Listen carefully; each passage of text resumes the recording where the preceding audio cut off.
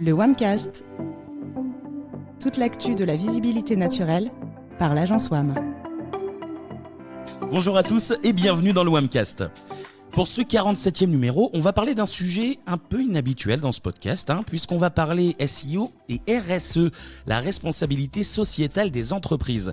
Avec moi aujourd'hui pour parler de ce vaste et large sujet, alors on a un habitué des WAMcast, Mathieu Doubé, manager de l'équipe SEO de chez WAM. Salut Mathieu. Salut.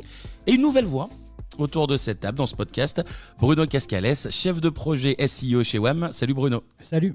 Messieurs, je vais commencer un peu frontalement, vous m'excusez, mais je dois avouer que là, comme ça, le sujet de la RSE, ça me paraît un petit peu éloigné du SEO de prime abord.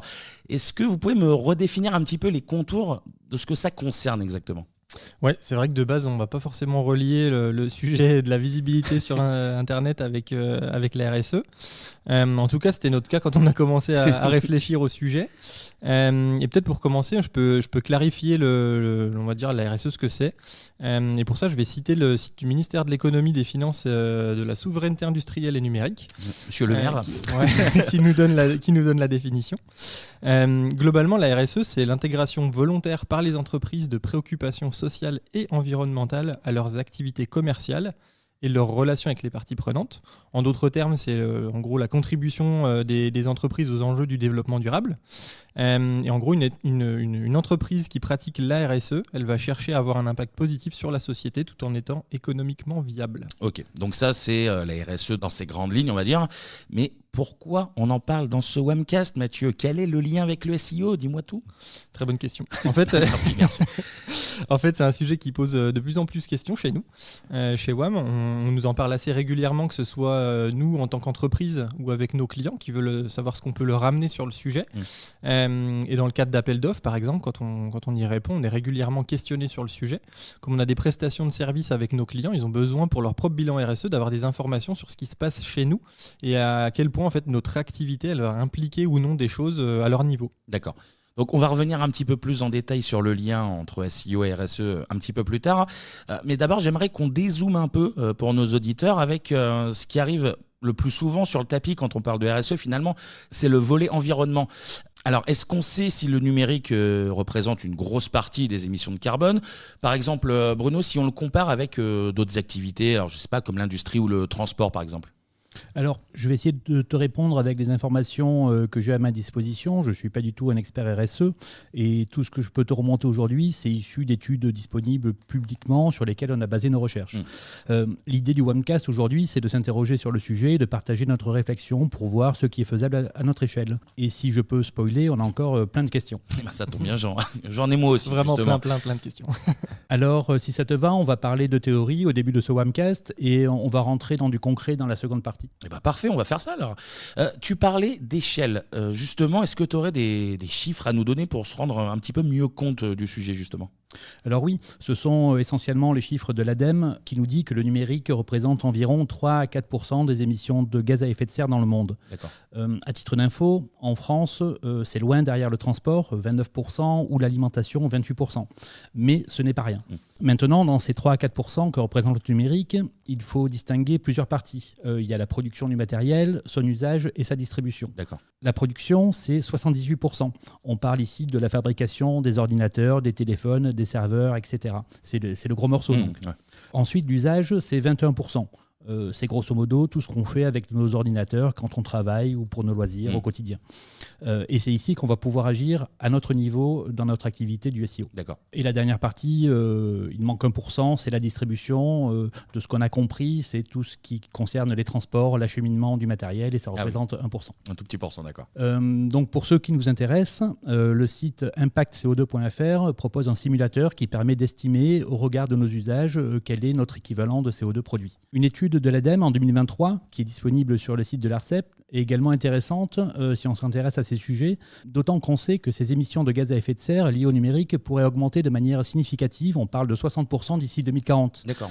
Et c'est pas rien, et ça nous permettrait de réduire notre empreinte carbone de manière significative. Ça donne une idée de l'ampleur du sujet, on vous mettra les liens dans l'article sur le site de WAM. Ça sera mis en dessous de ce WAMcast. Donc pour reprendre ce que tu nous disais, on peut agir en partie sur 21% des 3 à 4% que représentent les émissions de gaz à effet de serre, en gros. Pareil, encore un peu frontalement, mais est-ce que vous auriez des chiffres un tout petit peu plus précis par hasard ? Ouais, et encore, tu vois, les 21%, c'est pas que le SEO, quoi. C'est Oui, en plus. l'usage du numérique, c'est qu'une Vu mon niveau en maths, partie. c'est déjà un miracle que j'ai pu calculer ça. On va pas forcément avoir des chiffres dédiés au SEO, c'est un sujet qui est vraiment hyper spécifique dans l'ensemble du numérique, et du coup, on n'a pas forcément de chiffres ou d'études qui sont spécifiques à ça. Par contre, on sait que si on veut préciser un peu les choses sur les chiffres de l'ADEME, un Français, à l'année, il pèse à peu près 10 tonnes d'équivalent CO2 au niveau de toute sa consommation dans l'ensemble. Et du coup, la consommation du digital pour un Français, c'est juste 0,16 tonnes. Ça fait quand même 160 kilos. Ouais, c'est quand même déjà pas mal. Mais c'est pas tant que ça, on va dire, dans le global. Mais d'ailleurs, c'est un hasard le plus total. Hier soir, j'ai participé à un atelier d'automne. Je ne sais pas si vous connaissez. Non. C'est un atelier collaboratif qui nous permet d'explorer les pistes pour réduire notre empreinte carbone. Et en fait, 2 tonnes, c'est l'objectif par an et par habitant à atteindre d'ici 2050 pour maintenir le réchauffement planétaire sous les 2 degrés. D'accord. Ce sont les objectifs qui ont été posés lors de la COP21 qui a eu lieu à Paris en 2015.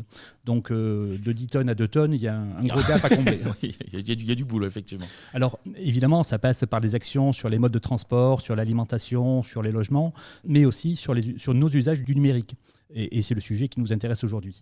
D'ailleurs, si le sujet vous intéresse et que vous voulez creuser un petit peu plus, je vous conseille de visiter le site 2tonnes.org. D'accord. Mathieu ? Ouais, et en fait, si tu veux revenir sur des chiffres qui sont peut-être un tout petit peu plus proche du SEO, il y a typiquement un chiffre qui est intéressant, c'est le physicien de Harvard qui nous a mentionné ça dans une étude qui date un peu, l'article du Monde qui en parle, c'était 2009, donc, c'est quand même assez vieux, ils ont peut-être fait des évolutions depuis, mais globalement, la référence, c'était 7 grammes de CO2 émis dès qu'il y a une recherche qui est faite sur Google. D'accord. Donc quand tu sais le nombre de recherches qu'il y a tous les ans, ça commence à causer, à faire quelques kilos, quelques tonnes. Surtout depuis 2009.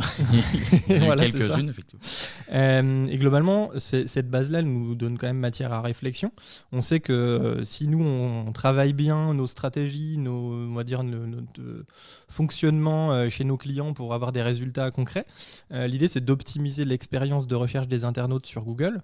Et en gros, moins on induit de la génération de requêtes en facilitant les parcours de recherche des internautes, moins il y a de CO2. Moins il y a de CO2, ouais.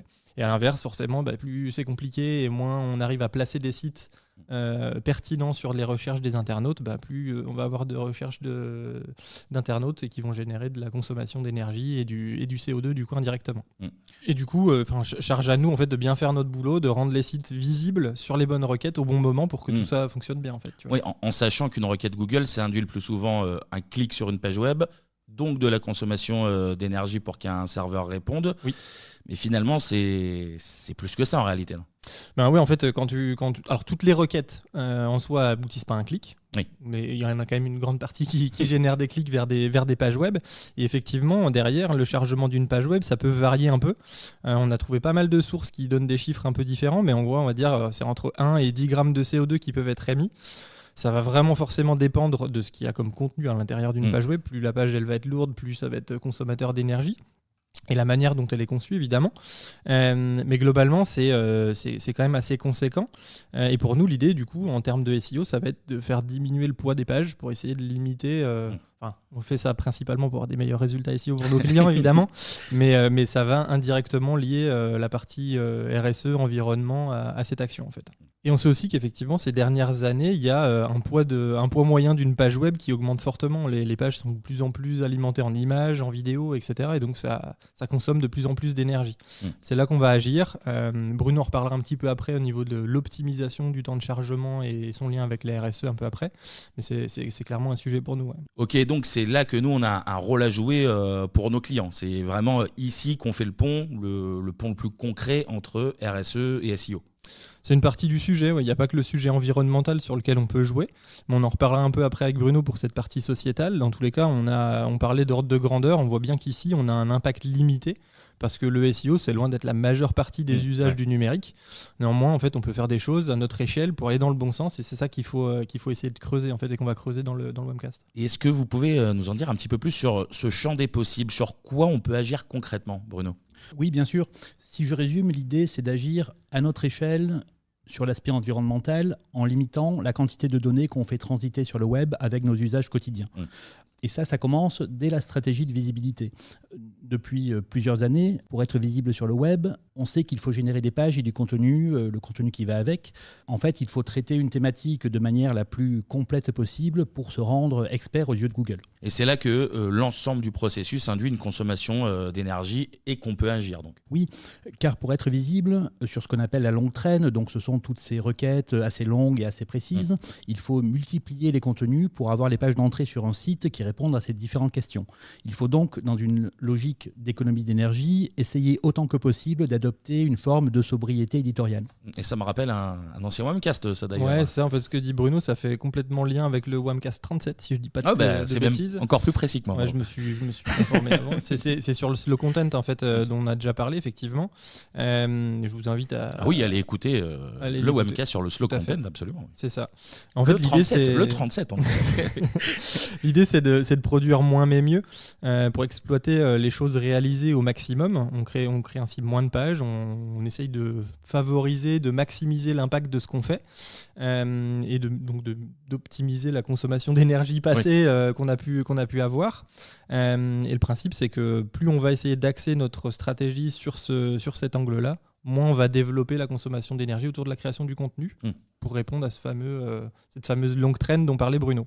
Globalement, on en reparle un peu après, mais ça veut dire moins de pages HTML à crawler pour Google, donc moins de ressources potentielles à déployer pour détecter tous les nouveaux contenus sur un site web. Les serveurs, ils vont être moins sollicités. Encore qu'il faut faire attention à la manière dont on crée ces pages et aux technologies qu'on utilise, parce que si on utilise beaucoup de JavaScript et qu'on le fait mal, globalement, Google va devoir faire plus d'efforts pour comprendre ce qu'il y a à l'intérieur des pages, mais c'est des choses qu'on va pouvoir travailler en fait. Ouais. Ok, donc là, je sens quand même qu'on se dirige vers un Webcast avec pas mal de ça dépend. Ouais, ça dépend. C'est souvent comme ça en SEO. Depuis le temps que je fais des Webcasts, je commence à avoir l'habitude, j'allais dire avec vous, mais même avec toi, d'ailleurs, Mathieu, donc ça dépend. Ça dépend souvent, ouais, tout à fait. Non, mais c'est clair, de base, dans le SEO, les porte-paroles te répondront quasiment tout le temps, ça dépend quand tu leur poses une question, mais nous c'est pareil, il y a tellement de facteurs qui peuvent influer sur une recommandation, on peut pas te répondre autre chose, quoi. Mais ça dépend. Du coup, c'est ça. Plus sérieusement, tout à l'heure, tu parlais du Webcast sur le slow content, donc le 37, et je me souviens que donc Nicolas Violou, donc directeur associé chez WAM-RP, nous expliquait dans ce podcast que les relations presse couplées à une stratégie de slow content pouvait être un allié puissant. C'est quelque chose qui peut aussi jouer pour aider à réduire la consommation d'énergie, tout ça? Indirectement, je pense que oui, parce que on va dire le pouvoir magique des relations presse, c'est que ça génère des mentions de marque. Ça peut aussi générer des liens quand ça marche bien et que les journalistes mettent le lien concrètement dans leur article qui va parler d'une marque. Et en fait, tout ça, ça va rendre un nom de domaine plus autoritaire sur une thématique donnée. Du coup, s'il est plus autoritaire, il se positionne mieux avec son existant et ça nécessite moins d'efforts en on-site sur la production de nouveaux contenus, de nouveaux sujets. Donc c'est des choses qui vont indirectement générer un intérêt pour la RSE. De plus, quand on parle de mentions et de relations presse, ça nous amène assez rapidement vers l'intelligence artificielle et tous les progrès récents qu'ils ont pu faire au niveau de la prise en compte des articles de presse. Et on sait que globalement, ils ont été entraînés historiquement sur tous les contenus, on va dire, qui sont un peu disponibles à gauche et à droite sur Internet. Et on sait typiquement qu'ils sont allés piocher dans les articles de médias. OpenAI, qui s'est très largement servi dans les contenus qui ont été publiés sur Le Monde ou d'autres grands médias. Et tout ça, c'est pour devenir plus pertinent. Donc il y a un vrai travail qui est fait indirectement par les RP pour faciliter l'apprentissage de la machine au niveau de l'entraînement des grands modèles de langage, quoi. Et GPT continue de s'en servir comme source d'ailleurs pour ses réponses. Ouais, là en fait, alors c'est pas du temps réel, on va dire, pour un GPT, mais tu prends le Gemini par exemple, il va forcément te sortir des choses qui sont indexées par Google et qui sont assez récentes en l'occurrence, quoi. Donc on va dire ça dépend ça dépend de la techno, encore une fois. Mais ouais, en fait, on peut clairement faire le lien là-dessus. Et si on fait le parallèle avec le fait qu'un chargement de page, il induit la création d'un contenu, son stockage, son crawl par Google, son indexation par Google et derrière sa diffusion, l'idée d'avoir des assistants comme Copilot, ChatGPT, Gemini dont je parlais, qui vont nous donner des réponses directement, ça peut induire une réduction de la consommation d'énergie. S'il ne te liste pas plein de sites web, que tu cliques pas dessus, finalement tu vas pas sur le site, il t'a donné la réponse, donc tu peux presque arrêter ton parcours. T'enlèves une partie des opérations que tu as citées, quoi. Exactement, ouais. Alors, on va toujours aller chercher de l'information à gauche, à droite, au global, où on va vouloir passer à l'action quand on veut acheter quelque chose, se rendre sur un site web. Mais peut-être qu'une partie de l'informationnel va disparaître parce que tu auras déjà eu réponse à tes questions dans la réponse d'un assistant. Et là, il y a une économie qui peut exister. Maintenant, il y a quand même un critère à prendre en compte, une information. Et là, je vais faire référence à un article de Wired qui nous dit, c'est Martin Bouchard qui dit ça. En gros, c'est le cofondateur de Qscale, une société de centres de données au Canada, qui nous dit qu'en gros, il y a 4 à 5 fois plus de calculs nécessaires par recherche sur les assistants comme un GPT que quand on fait une recherche Google. Donc la consommation d'énergie derrière, elle est probablement plus élevée aussi. Donc tu vois, il y a un bémol, tu vas peut-être avoir des opérations en moins dans ton parcours, mais en même temps, peut-être que ton parcours raccourci, il a généré plus de consommation d'énergie pour te répondre. Donc c'est vite compliqué en fait de savoir ce qui est le mieux, tu vois. Et donc là, on voit vite que ça se complique pour savoir ce qui est le mieux finalement. Tout à fait. On sort vite en fait à ce qui est accessible et ce que veulent bien nous communiquer les grandes entreprises du secteur. On peut quand même saluer l'effort de transparence de certains. Je pense à Google qui nous donne des informations sur l'équivalent carbone qu'on consomme dans une suite Google Workspace. C'est notre cas par exemple chez WAM. On a dans la partie administration de l'outil une petite section qui nous dit vous avez consommé tant de kilos de CO2 avec l'activité que vous avez eue dans vos réunions, vos visios, l'échange de mails que vous avez, etc. quoi. C'est vrai, ils communiquent pas mal de leur côté, notamment sur leur site sustainability.google.com. Désolé pour les anglophiles. On a l'habitude de massacrer l'anglais, t'inquiète pas. Ok. On peut en penser ce qu'on veut, remarque. On peut y voir du marketing, voire du greenwashing, mais on peut quand même constater qu'ils communiquent et font des efforts qui vont dans le bon sens. C'est pas vraiment le cas partout, notamment chez tous les géants du web. Ouais, pour avoir fait pas mal de recherches là pour préparer le Wamcast, je peux dire que c'est pas le cas partout. Il y a vraiment beaucoup de choses qui manquent. Donc déjà, on peut se dire que pour commencer, il faut se poser des questions dès qu'on fait le choix de sa stratégie de visibilité. Se dire que ça ne sera pas neutre côté consommation d'énergie. Est-ce qu'il y a d'autres choses à savoir, Bruno ? Oui, et pour moi, ça se situe au niveau de la stratégie. On est en 2024, le web se fragmente en différents écosystèmes et on voit qu'ils ont tous tendance à nous forcer à utiliser leur propre plateforme pour diffuser nos contenus. C'est-à-dire qu'il faut publier le contenu en natif sur la plateforme pour qu'il soit le plus visible. Si on prend l'exemple de LinkedIn, si on met un lien vers un article vers notre site, plutôt que de le publier directement sur LinkedIn, ça fonctionnera beaucoup moins bien. Et ici, je parle aussi de Google et de tous ces multiples services. Vous connaissez YouTube, Google Shopping, Discover, Google Business Profile et demain Gemini. On peut aussi parler de Facebook qui a annoncé récemment sa volonté de se déployer avec son LLM Llama sur Messenger, Facebook, WhatsApp, Instagram. On a la même chose sur Microsoft qui dispose déjà de Windows historiquement, mais qui a aussi avec OpenAI, GPT, Bing Chat, la suite Office 365, ils vont tous accueillir Copilot sur ces différents outils. En fait, ici, ce qu'il faut se poser comme question, on va dire peut-être à terme, c'est est-ce que j'ai encore besoin d'un site web ou est-ce qu'il me faut juste, et là je vais simplifier, un tunnel de vente, un espace qui va se plugger à tous ces différents écosystèmes. Je dis bien à terme quand même. Oui, mais tu anticipes quand même pas mal les prochaines années là quand même. Ouais, effectivement, j'anticipe clairement, parce qu'une marque, elle va toujours avoir besoin de maîtriser le message qu'elle diffuse, maîtriser son image, et du coup être complètement dépendante de tous les écosystèmes, ça risque d'être un peu compliqué pour eux, mais c'est clairement quelque chose qui va exister à terme. Bruno ? Oui, pour une petite entreprise, il y a fort à parier que les sites web demain vont être à repenser en fonction de l'évolution des usages des internautes et notamment de l'adoption de ces fameux copilotes. En tout cas, pour revenir à nos moutons sur la RSE, encore une fois ici, en fonction de ce qui est décidé en amont, donc la stratégie, il y a clairement une empreinte carbone qui en découle. Et c'est ça qu'il va falloir essayer de travailler et quand on décide de choses, avoir en tête, si je fais ça, ça va induire potentiellement plus de consommation d'énergie parce que je vais déployer des milliers et des milliers de contenus. Ouais. Bon, messieurs, on vient d'aborder un sacré morceau ensemble déjà. Je trouve quand même que ça manque un petit peu de concret pour nos auditeurs qui ont probablement un site web à gérer. Alors, désolé Mathieu, malgré ce que tu as dit. Je pense qu'ils n'ont pas forcément pour projet de l'arrêter tout de suite.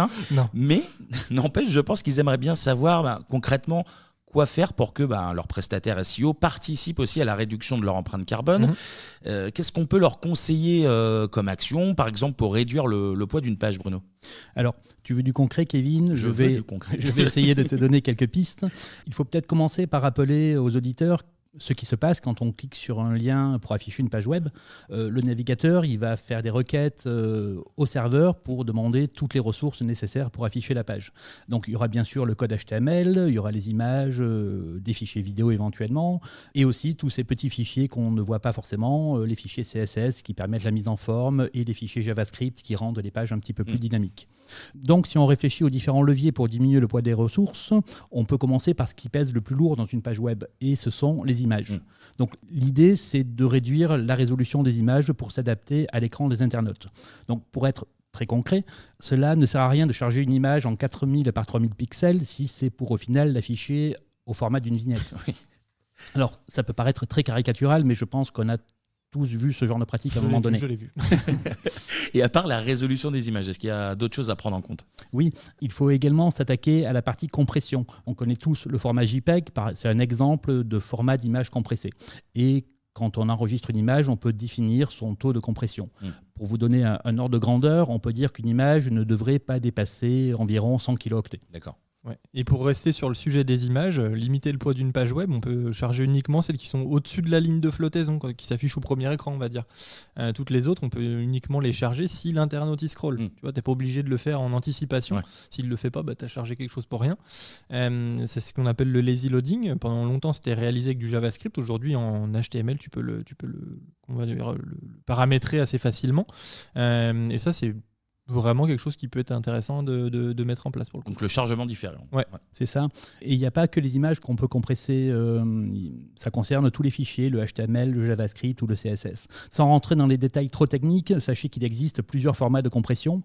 gzip est historiquement celui qui était le plus utilisé, mais on peut aussi citer Brotli, qui est celui qui permet le meilleur taux de compression. D'accord. On peut également minifier ces fichiers, c'est-à-dire réduire leur taille en supprimant tous ces caractères et espaces inutiles, toujours dans le même but de réduire la taille des fichiers. Est-ce qu'il y aurait quelque chose d'autre à savoir encore ? Oui, un autre levier qu'on pourrait envisager pour économiser toujours les ressources, c'est de les mettre en mémoire dans le navigateur. On parle de mise en cache, c'est-à-dire quand une ressource a déjà été téléchargée une première fois par le navigateur, elle est stockée dans la mémoire, et il n'a pas besoin de la télécharger une nouvelle fois pour afficher une nouvelle page. C'est typiquement, Bruno il parlait du CSS tout à l'heure, les fichiers qui gèrent toute la partie mise en forme, les couleurs, police de caractère, etc. C'est des choses qu'on peut mettre en cache très facilement. Et d'ailleurs, en parlant de fichiers CSS, une bonne pratique consiste également à proposer plutôt des petits fichiers qui contiennent le code spécifique à un type de page plutôt qu'un seul gros fichier qui va servir pour tout le site. D'accord. Est-ce qu'il y a des choses complémentaires à ce niveau qu'on peut donner, d'autres conseils ?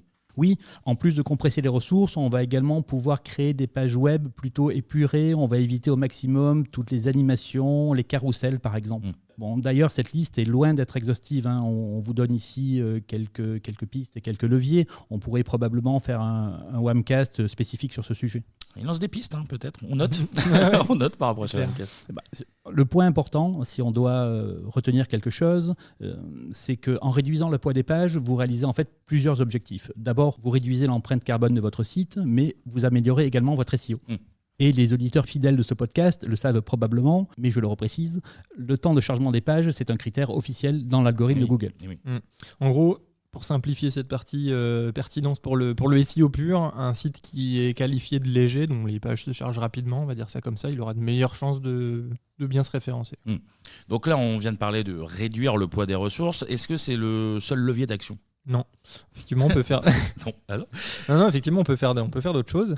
Ça se limite pas forcément juste au poids des pages. On peut faire économiser de l'énergie à Google aussi. En fait, sur un site web, il y a souvent beaucoup de pages qui sont pas vraiment utiles, ni aux internautes, ni du coup à Google. Et du coup, on a vraiment un intérêt à essayer de limiter ce qu'il découvre et ce qu'il va indexer.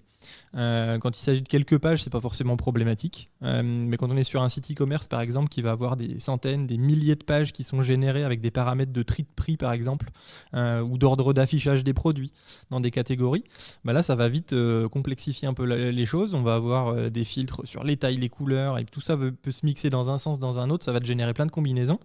Pour remédier à cette problématique, on va avoir deux leviers d'action principaux. La balise no-index qui va vraiment aller gérer le côté est-ce que la page est utile. Là on va simplement dire à Google, tu tombes sur la page, tu vois cette balise, du coup tu la mémorises pas, tu la laisses de côté. Ça c'est, on va dire, le premier sujet. Et puis après on va avoir un vrai intérêt parce que dans son espace de stockage au niveau de son index, il va garder que les pages importantes. Donc là, on nettoie finalement tout ce qui pourrait venir le polluer au niveau du site web, quoi. D'accord. Tu parlais de deux leviers. Le deuxième, c'est quoi exactement ? Je vais laisser Bruno. Allez, Bruno. Allez. Alors, la deuxième partie, c'est plutôt aider Google sur ce qu'il peut explorer ou pas. Pour cela, il faut lui donner des indications, notamment à ses robots d'exploration, et on fait ça via le fichier robot.txt, où on va indiquer les pages qu'il est inutile d'explorer. Donc, c'est une économie d'énergie pour Google dans son travail d'exploration du web. Et à l'inverse, concernant les pages utiles, celles que l'on souhaite rendre visibles sur les moteurs de recherche, on peut là aussi lui rendre la tâche moins énergivore en mettant à sa disposition la liste de toutes les URL utiles sur notre site. Donc là, il s'agit du fichier sitemap.xml ou des fichiers si on a un très gros site, et on va s'assurer qu'ils contiennent bien toutes les URL que l'on souhaite voir indexées. D'accord, donc ces actions peuvent rendre un site web, vous l'avez dit, moins énergivore en facilitant la tâche à Google. En gros, c'est ça, ouais. Exactement, Kevin. Et là, depuis tout à l'heure, on parle beaucoup de Google, mais il y a un autre acteur dans cet écosystème dont on n'a pas encore parlé et qui a également un impact sur toutes ces émissions de gaz à effet de serre, c'est l'hébergeur de votre site web. Très basiquement, il s'agit des serveurs qui stockent tous les fichiers nécessaires au bon fonctionnement du site.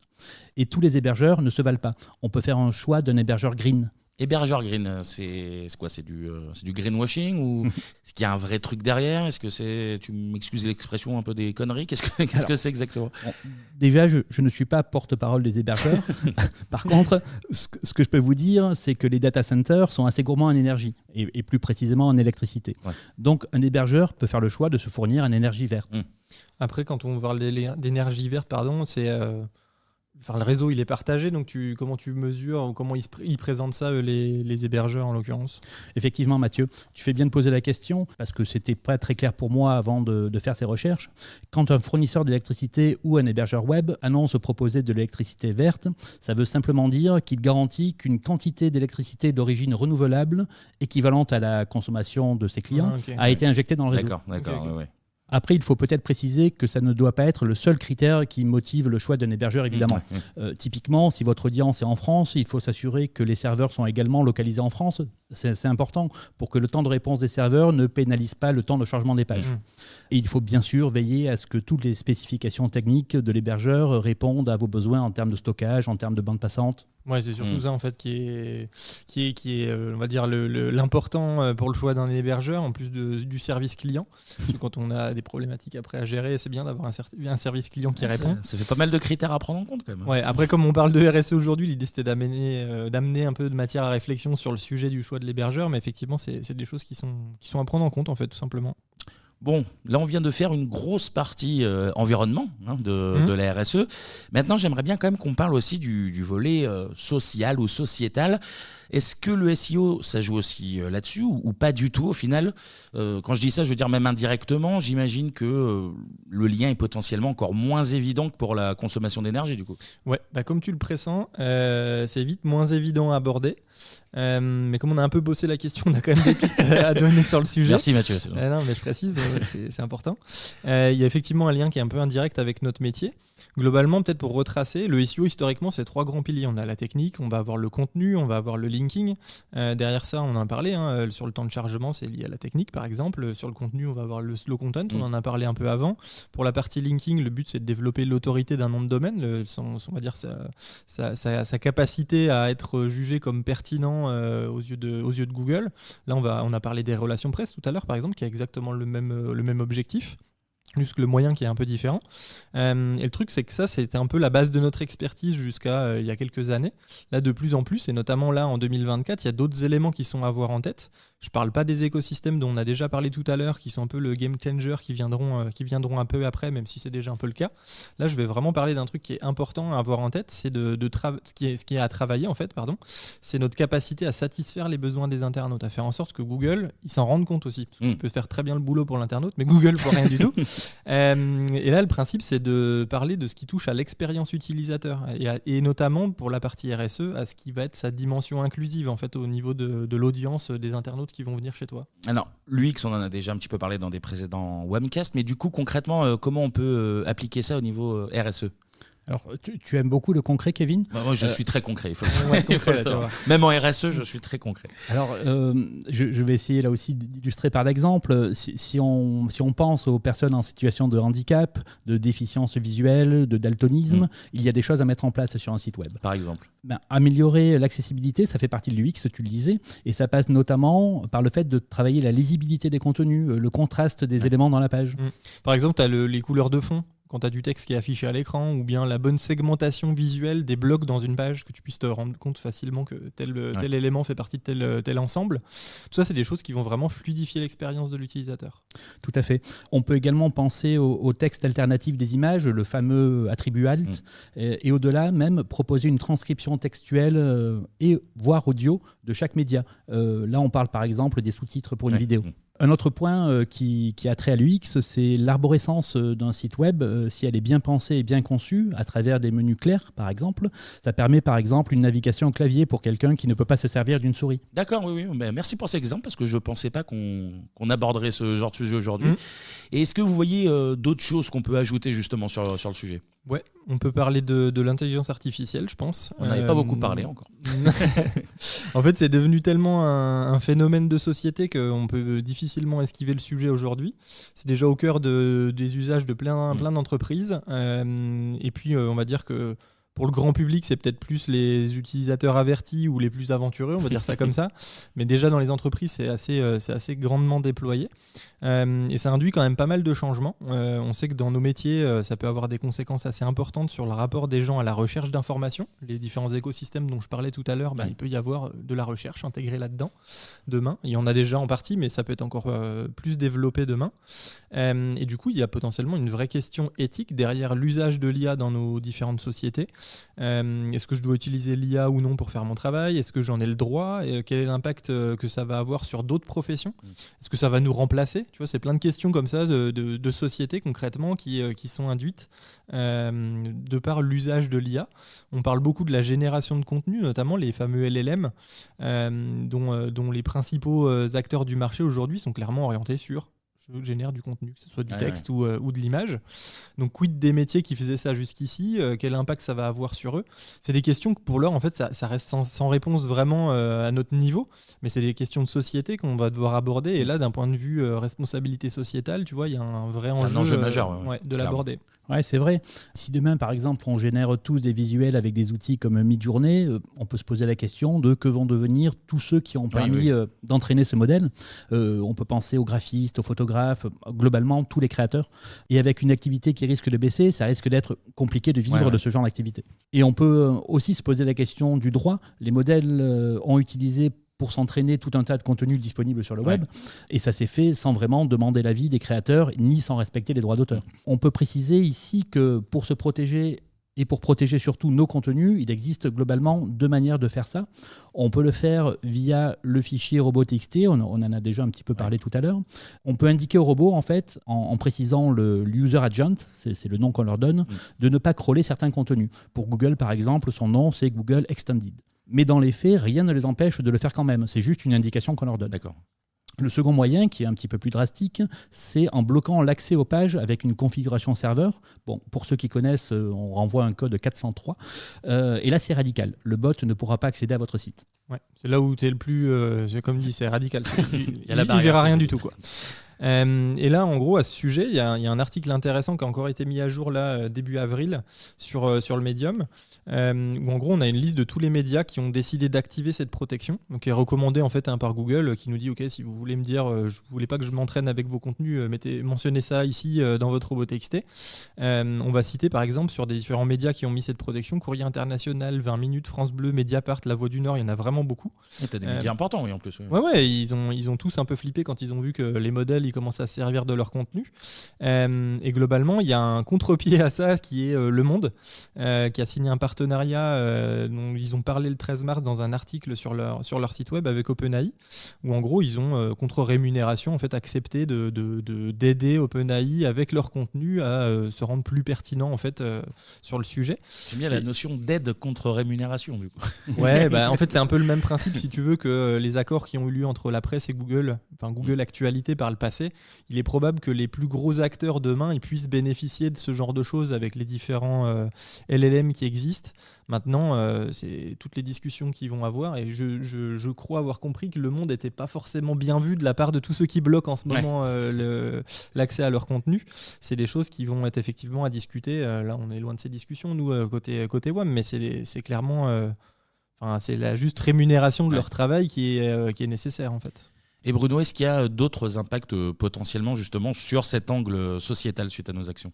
Oui, on peut également faire le lien avec le sujet dont on parlait tout à l'heure, la réduction du poids des pages, avec l'idée de les rendre accessibles au plus grand nombre, notamment les personnes ayant une connexion limitée, les petits forfaits, ceux qui ne sont pas encore en 4G ou en 5G.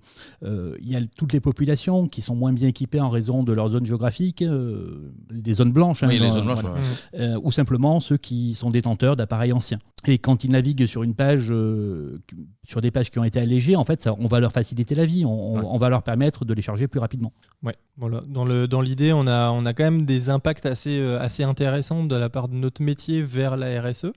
C'est pas forcément un sujet qui est directement spécifique au SEO, et tu vois, on s'est quand même un peu creusé pour trouver le lien, mais il y a quand même des choses à faire.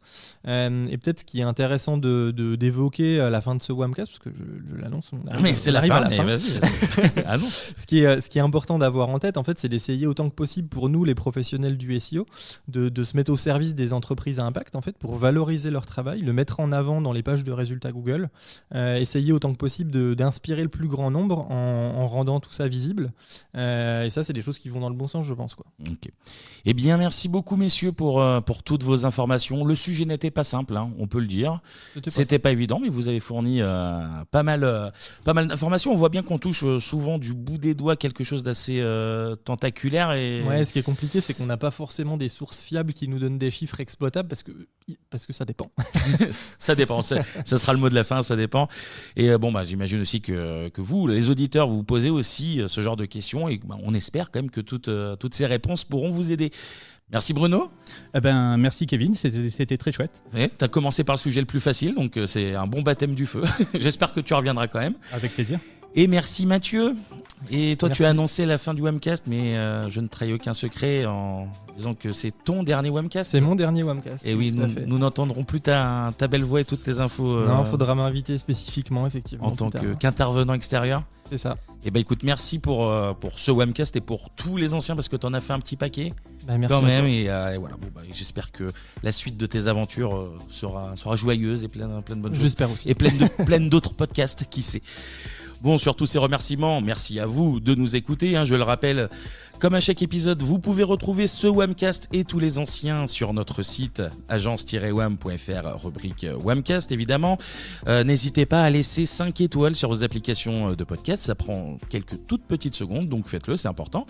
Et puis l'agence WAM est évidemment présente sur les réseaux sociaux, sur LinkedIn, sur Twitter @wamref, mais aussi sur Instagram agence_WAM. Et nous, on se retrouve le mois prochain pour un nouvel épisode du WAMcast. À bientôt.